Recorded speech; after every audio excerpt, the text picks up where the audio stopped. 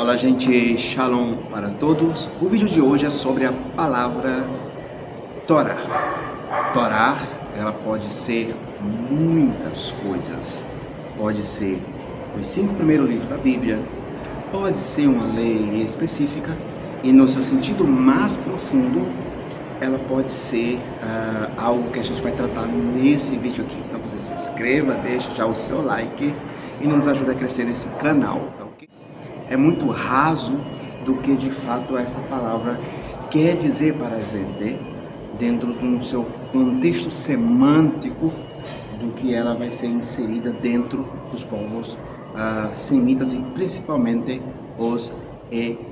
Eu poderia definir Torá, por exemplo, como uma pedagoga, ou seja, alguém que instrui o homem de uma forma de vida que venha a ser conduzido neste caminho. Por exemplo, ela vem de um verbo que é chamado verbo yara, que a gente poderia definir ele como assim como um homem tem um arco na mão e atira uma flecha em um alvo. Essa questão de Deus com o seu arco na mão é perceptível na Bíblia do ponto de vista, por exemplo, quando a gente pega a questão de Jacó e Labão, uma família que se proliferou, tornou-se grande e tiveram problemas. Jacó está fugindo no capítulo 31 de Gênesis com uma parte da família que também é a família de Labão, e Labão vai perseguir Jacó.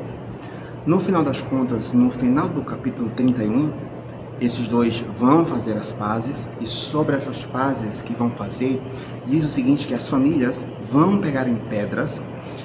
Perceba que quando o texto diz que eles vão fazer um altar de pedra, as pedras não estavam organizadas.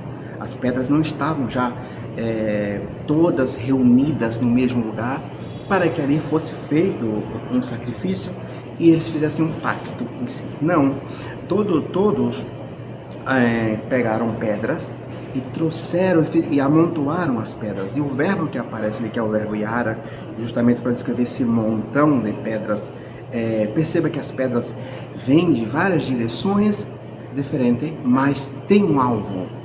Tem um local específico aonde foi feito o sacrifício. Então, como podemos definir esse verbo yara? Alvo, uma flecha que atira o alvo. Ou seja, é como se Deus tivesse um grande arco, e eu quero que você imagine isso comigo, na sua mão, e esta flecha que tem um destino, que tem um alvo. E este alvo, esta flecha que está em direção, nela você vai ter julgamento, justiça, juízo. E esse percurso até esse alvo a gente pode chamar de caminho, ou o caminho do Senhor.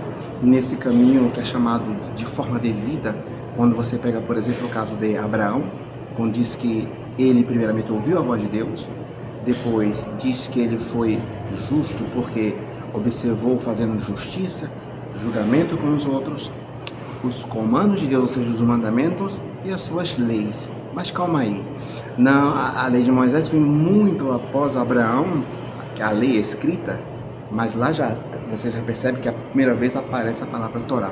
Então, no sentido mais profundo, Torá pode ser isso, caminho, percurso, pedagoga. Quando Salomão escreve no livro de Provérbios, no capítulo 8, versículo 22, diz que ela é o princípio dos seus caminhos mais antigos, precedendo a criação de Gênesis. Então, Torá, instrução, pedagoga, ele tem esse sentido de caminho, no sentido de me instruir a não desviar para a esquerda ou para a direita. Então, aqui surge a ideia de Torá. Torá é isto. É uma flecha que tem um alvo que não desvia do seu percurso.